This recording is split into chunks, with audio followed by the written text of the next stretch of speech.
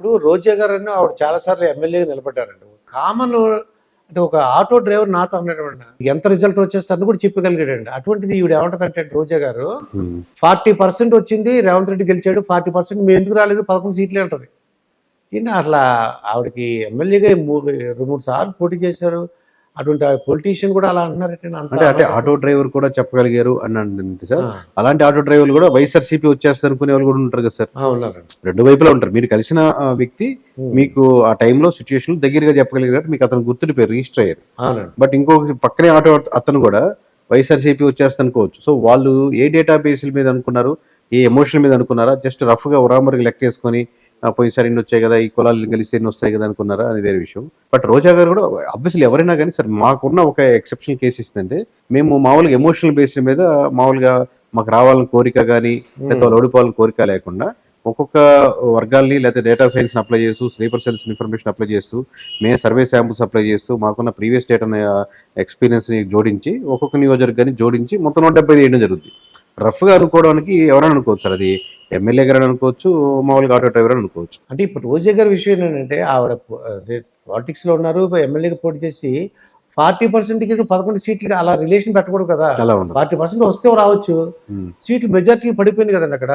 ఆ మాత్రం common sense లేకుండా ఎలా మాట్లాడిందని. అంటే ఒక బలమైన వ్యక్తి ఒక్క నియోజకవర్గం పోటీ చేశారనుకోండి సార్. హ్మ్. మొత్తం మీద చూస్తే దానికి 1% ఓటు బ్యాంకింగ్ కూడా రాదు. బట్ ఆ నియోజకవర్గం గెలుచుకోవచ్చు.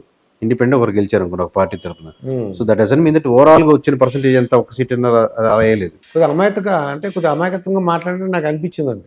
అంటే వాళ్ళకి తెలిసి ఉంటుంది సార్. బాడీ ఆబ్వియస్‌గా ఓడిపోయి స్టాండ్ తీసుకోవాలి కదా సార్ గట్టిగా. హ్మ్. హ్మ్. ఏదో ఒకటి చెప్పాలని చెప్పి చెప్పేదన్నమాట. అంతే అయ్యుండొచ్చు.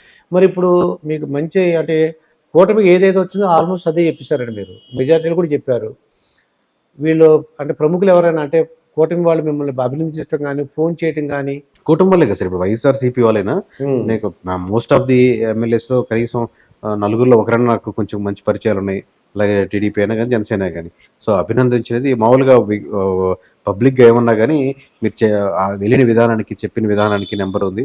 అలాగే యాస్పిరెంట్స్ హ్మ్. కొత్తగా అవ్వాలనుకున్న వాళ్ళు మాకు కంటిన్యూయస్‌గా మీరు స్ట్రాటజికల్ సపోర్ట్ కావాలి ఈ 5 ఇయర్స్ అనేవాళ్ళు. హ్మ్. అలాగే దీన్ని బేస్ చేసుకొని నాన్ పొలిటికల్ సెక్షన్స్ అది ఆక్వా రంగం కావచ్చు, ఫుడ్ రంగం కావచ్చు, లేదా హాస్పిటల్స్, స్కూల్స్ కావచ్చు, కన్‌స్ట్రక్షన్స్ నుంచి సర్వీస్ చేసి పెట్టమని, దాంతో పాటు కంగ్రాచ్యులేట్ చేయడం గాని, ఇవి అన్ని సంస్థల నుంచి రాని అంటూ వర్గం నుంచి, రాని నియోజకవర్గం నుంచి లేదు సార్. లేదండి. అది సినిమా రంగం గాని. ప్రత్యేకంగా పవన్ కళ్యాణ్ గాని, హ్మ్. చంద్రబాబు నాయుడు మిమ్మల్ని ఏమన్నా ఫోన్ చేయటం గాని నేను కలవలేదు. వాళ్ళ ఆఫీసుల నుంచి మామూలుగా చాలా మంది కంగ్రాచ్యులేట్ చేసేసారు. హ్మ్. సో వర్క్ పరంగా జగన్మోహన్ రెడ్డి ఆఫీస్ నుంచనే అందరి నుంచి అప్రోచ్ అయ్యారు ఆబ్వియస్‌గా.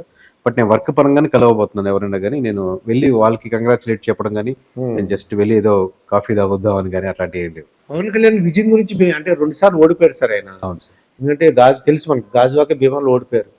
ఈ యొక్క గెలుపు మీకు తెలిసిన వాళ్ళందరూ ఏమన్నారు? ఈ గెలుపు పవన్ కళ్యాణ్ యొక్క గెలుపును చూసి. ఎందుకంటే అక్కడ చాలా శక్తులు అక్కడ ఆయన ఓడిపోవడానికి ట్రై చేసినాయండి. అంటే ఒకటి సార్, అది మామూలుగా మనకు 2009 బిఫోర్ నుంచి మీరు చెప్పినటువంటి ఎవరైతే పవన్ కళ్యాణ్ గారు గెలవాలనో, లేదా ఆ వర్గం గెలవాలనో, లేదా అప్పుడు చిరంజీవి గెలవాలనో, ప్రజారాజ్యం గెలవాలనో, లేదా ఒక హ్మ్. సెక్షన్ ఆఫ్ పీపుల్ చాలా రోజు నుంచి కష్టపడుతున్నారు పవన్ కళ్యాణ్ గారు ఆయన హ్మ్. గెలవాలని కోరుకునే వాళ్ళకి obviously they are utmost happy. ఎప్పుడైతే మనం వై నాట్ 21 అనేది వస్తుంది వీళ్ళకి ఖచ్చితంగా అని చెప్పామో, ప్రధాన ప్రతిపక్ష హోదా కూడా రాదు వైఎస్ఆర్‌సీపీకి. అది హ్మ్. ప్రధాన ప్రతిపక్ష హోదా టెక్నికల్‌గా జనసేనకి వస్తుందని చెప్పాము. వాళ్ళు మోర్ కనెక్టెడ్ అయ్యారు ఆబ్వియస్లీ. అంత గండాపదంగా వాళ్ళు ఎక్కడో మీమాంసలో ఉన్నప్పుడు వస్తదా రాదా అని డౌట్‌లో ఉన్నప్పుడు ఒక టక్కన ఒక లైట్ వెలిగితే ఎలా ఉంటది చూడండి. కరెంట్ హ్మ్. వస్తదా రాదా అన్నట్టు. అవునండి. సో ఆ లైట్‌గా మనం వేసామని ఆబ్వియస్లీ రిజల్ట్‌కి మనకి ఎటువంటి సంబంధం లేదు. బట్ చెప్పిన విధానానికి, కాన్ఫిడెన్స్‌కి, వాళ్ళకి వచ్చినటువంటి నమ్మకానికి వాళ్ళు మోర్ కనెక్ట్ అయ్యారు. ఆబ్వియస్‌గా వాళ్ళు వచ్చి నన్ను కంగ్రాచ్యులేషన్స్ చెప్తున్నప్పుడు హ్మ్. హ్యాపీనెస్ నాతో వ్యక్తపరుస్తూ ఉంటారు. లోకేష్ గారు గాని, లేదంటే చంద్రబాబు నాయుడు గారు కూడా ఏమన్నా వాళ్ళ కన్సి ఆఫీస్ నుంచి మీకేమన్నా మీకు అదే వాళ్ళ అభినందనలు ఆఫీస్ గాని సార్. ప్రతి ఆఫీస్ నుంచి కాల్ వచ్చింది సార్. హ్మ్. మోస్ట్‌లీ వర్క్ రిలేటెడ్‌గా స్టార్ట్ అయితే తప్పితే నేను కలవను మామూలుగా. ఓకే. కలుస్తాను మాక్సిమం. ఇప్పుడు ప్రశాంత్ కిషోర్ గారు ఉన్నారనుకోండి. ఆయన వర్క్ చేసిన జగన్మోహన్ రెడ్డి గెలిచేవాడంటారు. ఒక స్ట్రాటజిస్ట్‌గా ఆయన కంటిన్యూ చేసుంటే హ్మ్. అలా అంటే ఊహాజనితమైన క్వెషనే. హ్మ్. ఒకవేళ స్ట్రాటజిస్ట్‌గా జగన్మోహన్ రెడ్డి గారు కంటిన్యూ చేసుంటే ప్రశాంత్ కిషోర్ గారిని. అంటే చెప్పలేదు సార్. అది ఎప్పుడు తీసుకుంటారనేది, అలా ఆయన ఎటువంటి సలహాలు ఇస్తారనేది హ్మ్. ఖచ్చితంగా ఆయనే విభిన్నంగా ఇస్తారు. అదే ప్యాటర్న్‌లో ఇచ్చుండేవాళ్ళా? వాళ్ళు హ్మ్. ఇస్తే తీసుకునేవాళ్ళా? అది ఇంకా బెటర్ ఐడియా ఏమైనా ఇచ్చిండే వాళ్ళ ఈ డిస్కషన్లో జగన్మోహన్ రెడ్డి నుంచే బెటర్ ఐడియా వచ్చిండొచ్చు.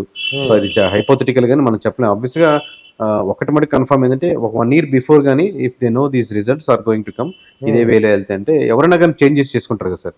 ఎనీ మీడియా సంస్థ కూడా ఇలా నడిపితే అన్నప్పుడు ఒక 1 year బిఫోరే ప్యాటర్న్ చేంజ్ చేసుకుంటారు. అయితే జగన్మోహన్ రెడ్డి గారికి ఇప్పుడు మీరు మీకు ఫోన్ చేసి లేదా మీకు కబురు చేసి Hmm. కొద్దిగా మాకు strategist గా ఉండండి అన్నారు అనుకోండి, Hmm. మీరు నెక్స్ట్ ఎలక్షన్లో మీరు గెలిచేలాగా మాకు సలహాలు సూచనలు ఇవ్వమంటే మీకు ఇంట్రెస్ట్ ఉందా సార్, వెళ్తారా? అంటే అసోసియేట్ అవ్వం సార్, ఎవరితోనైనా కలిపి 100% వర్క్ చేసి రెడీగా ఉన్నాం సార్. అది నాట్ ఓన్లీ ఇప్పుడు మహారాష్ట్ర చేయాలని, హర్యానా ఇవి చూస్తున్నాం, ఇటువైపు ఎలా చేయాలని మేము డిస్కషన్లో ఉన్నాం. సో వాళ్ళకి మనకి ఎమోషనల్ కనెక్షన్, ఏ పార్టీ అయినా సరే లేదా ఏదైనా సరే ఎమోషనల్ కనెక్షన్ లేకుండా అసోసియేట్ కాకుండా వాళ్ళు ఇచ్చిన టాస్క్ వరకు ఈ టాస్క్ చేసి పెట్టినంటే ఎవరితోనే చేసి పెడతాం సార్. అది మీకు గెలిచారు కదా వీళ్ళతోనే చేయాలి, ఓడిపోయినతో చేయకూడదు, లేదా అట్లాంటి ఏం లేదు సార్. లేదా ఏపీనే చేయాలి, తమిళనాడు చేయకూడదు, అట్లాంటి ఏం లేదు sir. All over India political plus non పొలిటికల్గా ఇది నెంబర్ 1 బ్రాండ్గా ఇండియాలో ఉండాలి అన్న ఎటువంటి సైడ్ లైన్ తీసుకోకుండా అనేది ఒక స్టాండ్ తీసుకున్నాం సార్. ఇప్పుడు మీరు కేకే సర్వే మన తెలుగు వాళ్ళు, మీరు తెలుగు ఆయన కాబట్టి ఈజీగా చేశారండి. మీకు వెస్ట్ బెంగాల్ లేదా తమిళనాడు ఇచ్చారు అనుకోండి, అక్కడ కూడా చేయగలరా సార్ సర్వే? ఆబ్వియస్లీ సార్, ఎప్పుడు ఒక లోకల్ వారికి ఒక యాడెడ్ చిన్న అడ్వాంటేజ్ ఉంటుంది, ఖచ్చితంగా 1% 2% యాడెడ్ అడ్వాంటేజ్ ఉంటుంది. బట్ మోర్ యాక్యురేట్ గా మనం వెళ్ళాం అనుకోండి, ఇప్పుడు మనం వాడే కంపెనీస్ ప్రతి ఒక్కటి బయట నుంచి వస్తుంది, ఆల్మోస్ట్ టెక్నాలజీ కాడి నుంచి అనేది ప్రతి ఒక్కటి ఎమోషనల్ అడ్వాంటేజ్ ఉంటుంది మనకు ఉన్నటువంటిది. బట్ దాని తగ్గట్టు బ్లెండ్ చేసుకుంటూ మనం ఇది చేయగలిగితే 100% చేయగలుగుతాం. ఎక్స్పీరియన్స్ తో వెళ్తున్నాం కాబట్టి. ఎక్స్పీరియన్స్ వెళ్తున్నా కాబట్టి మీరు అక్కడ ఉన్న లోకల్ పీపుల్ ని మీరు రిక్రూట్ చేసుకుని 100% ఆబ్వియస్గా వాళ్ళు సపోర్ట్ కావాలి. ఇప్పుడు నాలాంటి వ్యక్తుల్ని అక్కడ కొంతమంది లీడ్స్ గా తీసుకోవడం, వాళ్ళు ఇచ్చి మోర్ డేటా తీసుకోవడం, దాన్ని మళ్ళీ మేము వెళ్ళి వెరిఫై చేసుకోవడం, ఇదే ప్యాటర్న్ ఉంటుంది సార్ ఎప్పుడైనా. వైసీపీ వాళ్ళు అంటే జగన్మోహన్ రెడ్డి గారు ఓడిపోయారని కూడా కంటే ఒక విషయం వాళ్ళు అందరికీ డౌట్గా ఉందండి. అంటే ఏంటి ఏం జరుగుతుందని నాకు తెలుసు. కర్నూలులో ముస్లిమ్స్ ఎక్కువ ఉన్నారటండి. ఆ ముస్లిమ్స్ ఎక్కువ ఉన్నటువంటి ఒక 90,000 70,000 ఉన్నారటండి. అక్కడ బీజేపీ క్యాండిడేట్ గెలిచాడటండి, అతను కొత్తగా వెళ్ళాడటండి. వాళ్ళకి అర్థం అవట్లేదు ఏంటని. అంటే ఒకటి సార్, మామూలుగా ఆబ్వియస్లీ బీజేపీకి ముస్లిం స్కోర్ అగెనిస్ట్ గా ఉంటారు సార్, దాంట్లో డౌట్ లేదు. బట్ ఇక్కడ 2 ప్యాటర్న్ మీకు క్రాస్ ఓటింగ్, మీకు ఎంపీకి చూసుకుంటే క్రాస్ ఓటింగ్ బీజేపీకి వెళ్ళేది. ఇక్కడ బీజేపీ ఎంపీ సీట్లు ముస్లిమ్స్ మెజారిటీ ముస్లిమ్స్ బీజేపీకి వెళ్ళేది. That doesn't mean that MLA ఎలక్షన్స్కి వచ్చేసరికి ఎంతో కొంత శాతం, ఎందుకంటే బీజేపీతో అలైన్ కానీ పార్టీ లేదు మనకి ఏపీలో. డైరెక్ట్లీ అలైన్ అయిన పార్టీ, ఇండైరెక్ట్లీ సపోర్ట్ చేసే పార్టీలే కానీ ఆబ్వియస్లీ మోర్ ఆర్ లెస్ దానికి సపోర్ట్గా ఉన్నారు. అక్కడ లోకల్గా ఉన్నటువంటి ఇష్యూస్, అక్కడ ఎమ్మెల్యేతో ఉన్నటువంటి ఇష్యూస్, లేకపోతే కూటమి వైపు మొగ్గాలని, లేకపోతే వాళ్ళు కూడా జాబ్ క్యాలెండర్లో జాబ్ ఎత్తుతూ ప్రిపేర్ అవుతున్నాడు అనుకోండి, వాళ్ళు కూడా మొగ్గుతారు. ప్రతి ఒక్కరు మతానికి కులానికి ఓట్లేస్తారు అని కాకుండా ఇంకా వేరే లేయర్స్ ఉంటాయి సార్. ఇప్పుడు రాజధాని ఒక లేయర్ ఎక్స్ట్రా యాడ్ అవుద్ది, అది కులం మతం ఎంత అవుద్ది, ఇది కూడా ఎంత అవుద్ది. కడపలో ఇంకో ఇష్యూ యాడ్ అవుద్ది. అలాగే జాబ్ ప్రిపేర్ అవుతుంది అనుకోండి, ఇంకో ఇష్యూ యాడ్ అవుద్ది. ఎమ్మెల్యే కొంచెం దారుణంగా బిహేవ్ చేస్తున్నాడు అనుకోండి, ఇంకో ఇష్యూ ఇంకో లేయర్ యాడ్ అవుతుంది. ఓన్లీ ఒక లేయర్ బట్టి ఓట్ బ్యాంకింగ్ అనేది ఉండదు. అలా ఉంటే మామూలుగా సర్వేస్ కూడా చేయాల్సిన అవసరం లేదు. మామూలుగా డేటా తెప్పించేసుకుని ఏ కులాలు ఏ మతాల వాళ్ళని ఈ కులం ఈ పార్టీకి, ఈ కులం ఈ పార్టీకి అని వేసుకుంటే సర్వే కూడా చేసుకోకుండా 1 minute లో చెప్పచ్చు. అంటే వాళ్ళ డౌట్ ఏంటి మీరు చెప్పింది నాకు అర్థమైందండి. వాళ్ళు ఏమంటారంటే ముస్లిమ్స్ అందరూ కూడా బీజేపీకి వ్యతిరేకంగా ఎందుకు వేయలేదని అంటున్నారండి.